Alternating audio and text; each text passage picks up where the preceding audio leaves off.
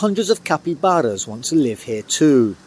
There's not enough land to go round, and some say the semi-aquatic mammals are no longer welcome. For nearly 70 years, Argentina's Iberá wetlands changed dramatically after jaguars disappeared, leaving thousands of capybaras to roam unchecked. Without its top predator, the ecosystem slowly fell out of balance. But an extraordinary rescue mission brought hope back, not only through science, but through unlikely conservation heroes determined to restore the wild. Now, jaguars stalk Iberá once again, reviving the ancient balance between predator and prey. Their return is not just saving a species, it is helping heal an entire landscape and reshape the future of local communities. Iberá's ecological crisis. The Iberá wetlands, one of South America's largest and most vibrant ecosystems, faced a crisis that nearly extinguished its wild heartbeat. For decades, the loss of its apex predator, the jaguar, set off a chain reaction that disrupted this delicate balance. Without hunters at the top of the food chain, certain species flourished unchecked, upsetting the natural order. Most notably, the capybara, the world's largest rodent, multiplied at an astonishing rate, reshaping the wetlands in ways few had anticipated. At the heart of Iberá, thousands of capybaras gathered in massive groups along water bodies, some areas reaching densities of nearly 130 individuals per square mile. Each adult capybara consumes between 6 and 9 pounds of vegetation daily. Imagine the sheer scale of their grazing, hundreds of pounds of aquatic plants and grasses disappearing every single day within just a square mile. This intense feeding pressure transformed the grasslands, making them shorter and thinning out plant biomass drastically. The consequences of this herbivore boom extended beyond plants. Birds, whose nests once thrived hidden in tall grasses, now found their homes more exposed and vulnerable. Insects lost the shelter they depended on, and the microclimate changed as ground temperatures rose without the cooling shade of dense vegetation. This domino effect rippled through the ecosystem, showing how the absence of a single predator reverberated across species and habitat. The root of this imbalance traces back to the 20th century when human activities started tearing apart Iberá's wilderness. Large-scale hunting targeted jaguars relentlessly since they were seen as threats to livestock. Meanwhile, grassland burning, cattle ranch expansion, and habitat destruction steadily eroded the wetland's vitality. Giant river otters, macaws, and peccaries, once common sights, vanished, victims of habitat loss and human pressure. By the 1930s and 1950s, jaguars had disappeared entirely from Corrientes province, leaving Iberá predator-free for nearly 70 years. With their absence, the ecosystem lost its natural regulator. The imbalance became clear as capybaras and other herbivores boomed unchecked, consuming vegetation faster than it could regenerate. This set Iberá on a path toward ecological decline, signaling a dire need for intervention. Scientists and conservationists knew Iberá's future hung in the balance, but solutions were not straightforward. Years of piecemeal fixes had failed to restore health, and the wetlands continued to deteriorate. The intricate relationships between species had been so widely disrupted that bringing the ecosystem back to life would require bold, carefully planned action. Yet, Iberá's crisis was not just ecological. It stirred social and economic concerns for local communities dependent on the land. As grazing pastures shrank under intense herbivory, ranchers faced shrinking resources and rising tensions with wildlife. The stage was set for a complex challenge involving nature and people alike. Despite these daunting problems, hope flickered in the idea of restoration, a possibility that the lost balance could someday be regained. The mystery was how to revive a system so deeply destabilized. And so the story of Iberá's recovery begins, with unexpected heroes stepping into the gap left by vanishing predators. What happened next involved dramatic efforts that no one predicted, led by figures far from traditional conservation circles, changing the future of Iberá forever. Transitioning from this ecological unraveling, the next chapter focuses on two unlikely visionaries whose passion and resources transformed this dying landscape into a beacon of hope. The visionaries behind restoration. Doug and Christine Tompkins were not exactly scientists or government types, more like entrepreneurs with a real change in direction, in their own way. Doug Tompkins co-founded the North Face, then later Esprit. And yes, he made a lot of money in outdoor and lifestyle fashion, especially in the 1970s and 1980s. But after a while, the whole thing started to feel wrong to him. He got more and more disillusioned. And he came to think that the consumer-driven world he helped build was, basically, wrecking the natural environment he truly loved. In the late 1980s, Doug sold almost all his shares in Esprit and basically stepped out of business. Together with Christine, who had been CEO of Patagonia, they set off on a pretty astonishing plan. The idea was to buy damaged, threatened lands in Argentina and Chile, then bring them back, let them return to their wild, natural condition. They weren't aiming at something small.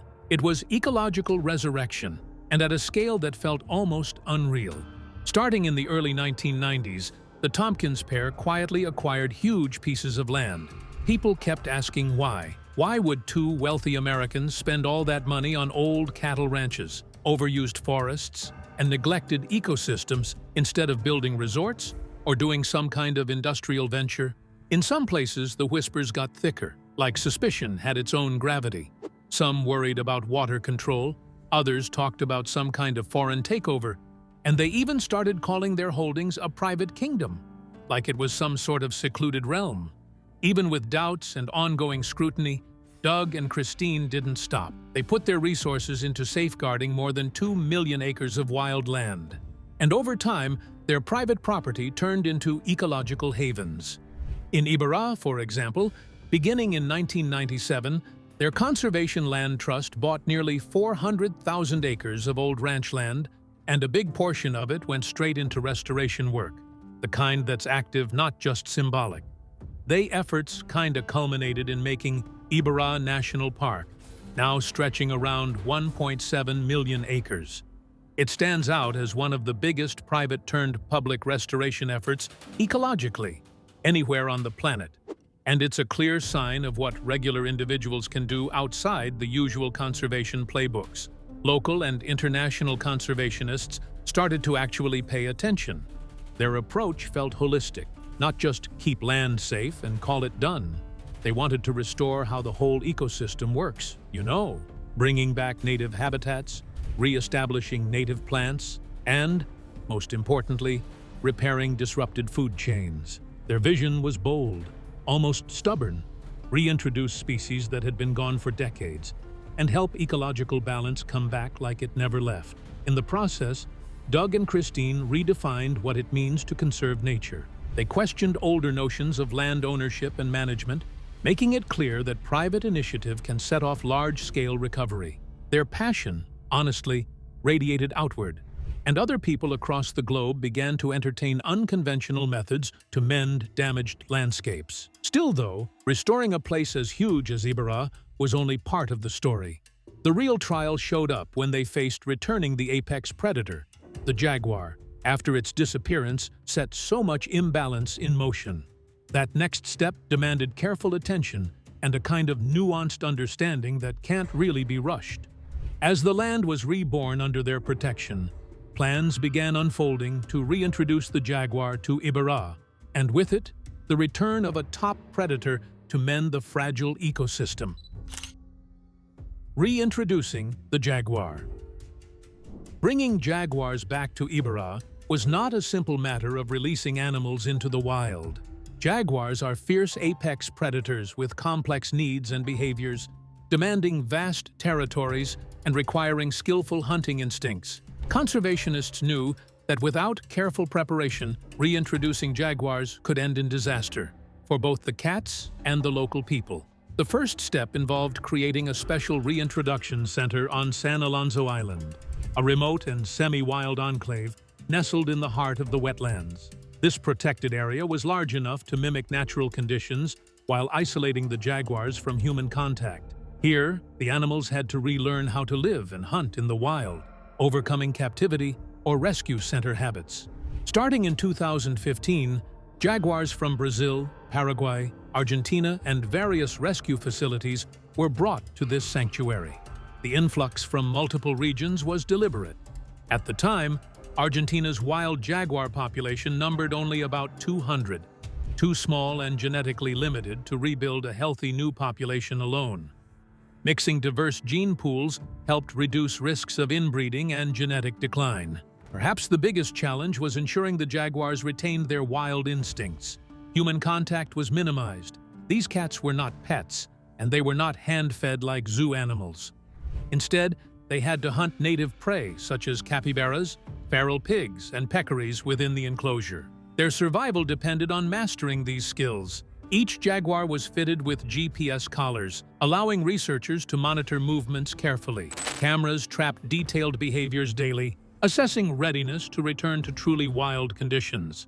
Cats that showed too much habituation to humans or inability to hunt were excluded from release. Such vigilance prevented failures that could provoke human-wildlife conflict.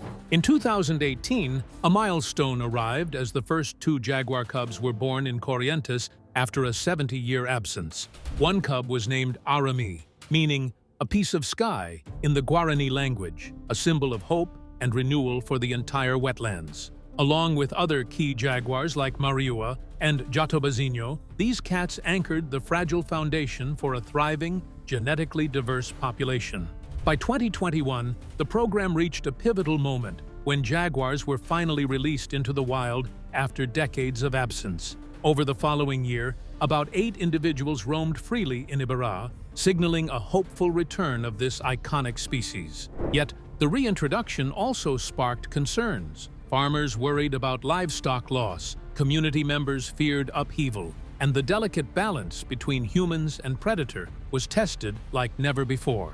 The jaguar reintroduction was a first step in healing a broken ecosystem. It required patience, expertise, and trust building with local communities who had long opposed predator presence. The story of Iberá's revival was only beginning, and every cautious step held the promise of restoring a world nearly lost. With jaguars poised once again as rulers of Iberá, their influence would soon extend beyond just their presence, transforming the very behavior of prey and the shape of the wetlands themselves. Jaguars' impact on capybaras. Once the jaguars started reclaiming their territory in Iberá, their presence kinda became obvious right away, particularly when you look at capybaras. Before the return, capybaras moved about freely, usually clustering in big groups and grazing for hours, with basically no real natural threat. That kind of no-check behavior had, over time, reshaped the vegetation and the way the habitat is built, more or less. Then jaguars began to settle in, and suddenly, the capybaras changed, very clearly, showing what people often describe as top-down ecological regulation. When researchers checked GPS collars plus camera trap footage, the pattern was consistent. Jaguars regularly hunted capybaras and also went after other animals such as feral hogs and peccaries. The number of capybaras taken was certainly notable, but it wasn't only the predation itself that altered the wetlands. It was the fear the jaguars carried with them. Capybaras started to wander more, grazing less in plain sight, and they began steering away from areas considered risky. That shift in conduct lowered grazing pressure on plants, so vegetation could come back in spots that had been overbrowsed for a long time. In field observations, grass height rose, and plant biomass overall increased in locations where capybara grazing declined. As the regrowth continued, nesting areas for grassland birds improved, and there was more shelter for insects, plus smaller organisms. In a slow kind of way, the habitat regained more layers of complexity, the same layers that had been stressed from decades of overgrazing. And the funny part is, by changing where and how capybaras fed, jaguars effectively helped rebuild whole sections of the ecosystem, even when they weren't directly touching every single plant or creature. The ripple effects went past what you could see in wildlife. Like, the regrowth of vegetation mattered too. It helped keep the soils steadier and also supported nutrient cycling, which made the wetland more resilient overall. Some researchers argue that these kinds of shifts might mess with carbon storage and at the same time lower wildfire risks, and it kind of shows the deep links between predator presence and the general condition of the environment. And, importantly, the the jaguars didn't actually have to hunt down every capybara to start this transformation. Their mere presence was often enough to nudge prey behavior, which is an ecological idea that people sometimes call the landscape of fear. This top-down control illustrates how apex predators can play a very particular role in keeping balance inside complicated ecosystems. That said, getting predator-prey dynamics back on track wasn't clean or easy. There was real tension involved. When jaguars returned, local ranchers got nervous. They worried about livestock losses and also about threats to how they live, their livelihoods. Jaguars around 200 pounds, or even more, were viewed as direct competitors and real dangers, especially since the area has a long history of cattle ranching. Those concerns made conservation efforts harder, and they needed careful communication and community engagement.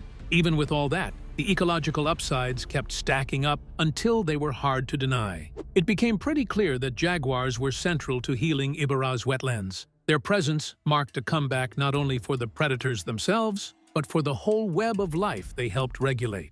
After decades of decline, the ecosystem started, little by little, to find its rhythm again. The jaguar's return to Iberá was just one part of a broader wildlife revival, sparking hope for a fully restored ecosystem. Recovery of other species. While jaguars captured much of the attention, the rewilding of Iberá sparked a remarkable comeback for many other species once thought lost or severely diminished. One inspiring example was the giant anteater named Ivoti Pora, who was rescued from illegal trafficking and released back into the wetlands in 2007. Her survival and reproduction laid the foundation for a thriving anteater population that grew to hundreds by 2022, boasting at least 2 self-sustaining groups. Alongside anteaters, pampas deer gradually returned to Iberá's grasslands, re-establishing their presence in an environment once suitable for them. Collared peccaries, which had disappeared decades earlier, were reintroduced and began repopulating their natural range. These mammals contributed to a more balanced herbivore community, dispersing seeds and influencing vegetation in ways jaguars alone could not. Birdlife also rebounded as red and green macaws again soared across the Iberá skies, symbolizing the restoration of vibrant, healthy forests. These colorful birds had vanished as forests were cleared, but now found refuge in regenerating woodlands. Their return added to the wetlands' rich biodiversity and boosted ecotourism appeal. The giant river otter, an aquatic predator that had been gone from Iberá for decades, made encouraging progress. By 2024, around 13 individuals inhabited a pre-release enclosure, with 7 cubs born that year, a hopeful sign these elusive animals could re-establish a wild population. Their presence signaled improving water quality and habitat conditions essential for their survival. Despite these successes, the ecosystem remained unbalanced without an apex predator fully restored. Herbivores like capybaras still increased rapidly, beyond what other predators alone could control. Giant anteaters and otters play vital roles, but lack the territorial dominance and hunting capacity to regulate large herbivore herds effectively. Recognizing this, conservationists saw the jaguar's role as crucial to controlling and stabilizing the overall landscape dynamic. The return of multiple species, each playing a different role, created the foundation for a more diverse, resilient ecosystem. But the jaguar was the linchpin. By weaving together the stories of vanished and returning creatures, Iberá's restoration became a vivid example of how ecosystems rely on multiple players, not just one species. The comeback of anteaters and macaws expanded the narrative from predator and prey to a shared renaissance of nature. Building on this growing biological richness, Iberá faced new challenges and opportunities that would test the resilience of both wildlife and human communities alike. Human-wildlife conflict and community response. The return of jaguars to Iberá felt like a real win for nature, but it also stirred up deep concerns among local people who had been living for decades without that predator around. Ranchers started worrying that jaguars might attack their cattle, ruin income, and basically make grazing areas feel unsafe. I mean, the jaguar is a powerful hunter weighing well over 200 pounds, and just imagining sharing the same land with it created anxiety and also a kind of resistance in communities where ranching is more or less the daily routine. And honestly, those fears weren't totally made up. Across the world, human-wildlife conflict tends to pop up when big predators come back, causing losses of livestock and sometimes even dangerous encounters. It's a conflict as old as time itself. Abundant water, plenty of food, prime real estate. We all want to live here, us and them. Why can't we live together? Something has to give. In Iberá, local opinions at first leaned towards suspicion and open pushback, shaped by tales of predation and by economic insecurity. Some landowners feared that jaguars would dismantle the agricultural way of life they had preserved for generations. Still, the conservationists running the rewilding project knew that success comes not just from ecology alone. It also depends on trust building and on getting cooperation going with local residents. They worked directly with communities through outreach and educational activities, plus economic incentives tied to wildlife protection. Showing that a healthy ecosystem can bring wider benefits became part of the plan, and sort of a turning point in how people understood what was happening. One of the most powerful shifts came through ecotourism, like it really took hold. As wildlife like jaguars, giant anteaters, and macaws returned, tourists started flocking to Iberá, pulled in by the opportunity to witness rare species out there in the wild. This increasing influx created new jobs: wildlife guides, safari operators, rangers, and hospitality workers. So people had another stream of income, one that was directly tied to keeping the natural environment intact. Former hunters ended up becoming guides, and that alone mattered, because it changed the whole mindset from exploiting wildlife to defending it, then presenting it. Over time, this transformation began to nudge local perceptions from fear and refusal toward pride, and a kind of quiet stewardship. Folks started seeing the jaguar not as a menace, but as a useful asset, a symbol of Iberá's special, repaired wilderness. Even with that, conflicts still popped up. Jaguars sometimes preyed on livestock, and some farmers stayed wary about the whole situation. Easing those tensions required compensation programs and non-lethal deterrents, which helped encourage coexistence instead of constant confrontation. Also, ongoing conversation between conservationists and community members eased worries, more or less step by step, bit by bit, without it turning into a mess. The way humans and jaguars relate in Iberá shows just how complicated ecosystem restoration can be, especially where people live and work alongside it all. It's a fragile balance between safeguarding nature and protecting livelihoods, and it needs continued effort, plus real understanding. The hope is to demonstrate that predators and people can actually share the land sustainably without giving up either one. As Iberá slowly healed from decades of damage, an unforeseen natural challenge tested the resilience of the returning wildlife and the visionaries who brought them back. Fires, climate challenges, and resilience. In early 2022, Iberá faced one of its greatest trials when an unprecedented wildfire season swept across Corrientes province, including much of the national park. Months of severe drought, record-breaking heat, and persistent strong winds dried out the normally wet landscape. Fires in the province of Corrientes have been burning for several weeks now, fanned by strong winds and not helped by the low humidity and dryness from drought. Multiple blazes are destroying large areas. Dead grasses and desiccated vegetation turned the vast wetlands into a massive tinderbox, allowing fire to roar through areas that had rarely, if ever, burned before. These fires were devastating. Over 2.5 million acres burned in Corrientes alone, representing roughly 10% of the entire province. Iberá National Park sustained damage on a massive scale, with nearly 60% of the area affected. Restored grasslands, forest patches, and important habitat corridors all faced destruction, imperiling the fragile gains made in recent years. Many species were threatened. Giant anteaters, pampas deer, capybaras, water birds, and jaguars found themselves trapped in destruction and altered landscapes.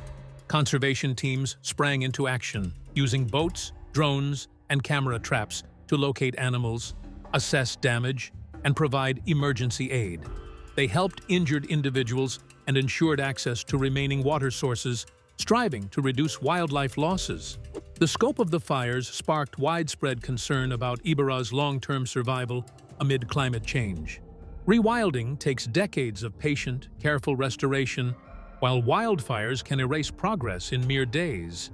This stark contrast exposed the new realities ecosystems face under shifting climate regimes, more extreme droughts and fires threatening recovery efforts worldwide.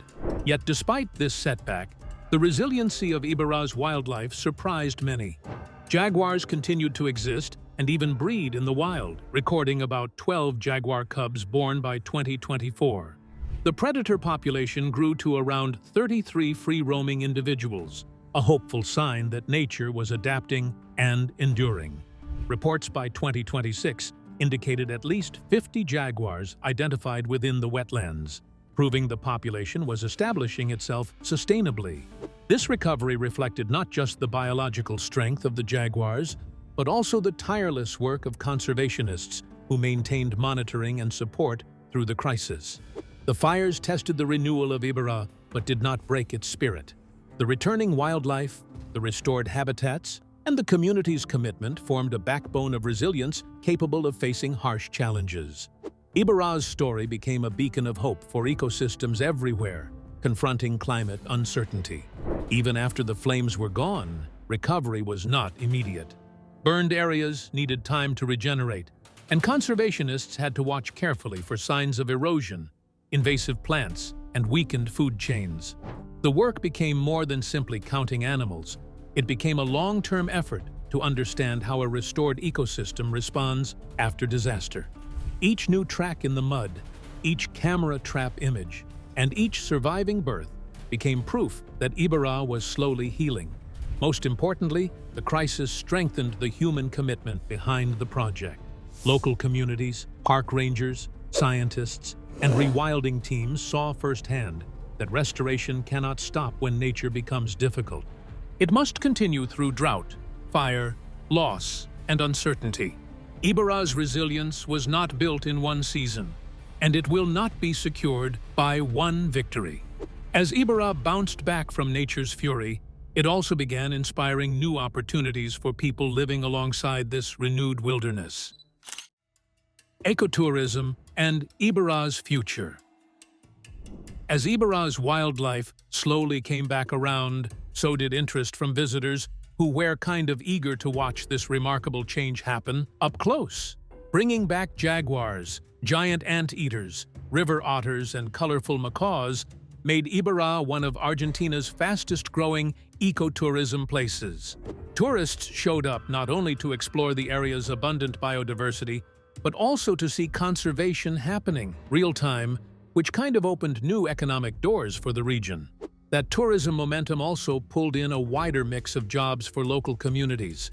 Some former hunters became wildlife guides, helping people follow elusive jaguars and other well-known species. More roles appeared too, like safari boat drivers, park rangers, camp and lodge staff, bird-watching guides, and even wildlife photographers. In a way, this shift from ranching routines toward nature-based work gave the local economy a kind of renewed rhythm. Rewilding Argentina went further by investing in infrastructure to support all of it, building trails, campsites, and visitor centers near the gateway communities. The whole approach was pretty deliberate. It meant tourism could benefit local people directly, and that in turn created pride, plus a real sense of ownership over Iberá's natural legacy. It also helped smooth out the distance between conservation aims and what communities actually wanted day to day.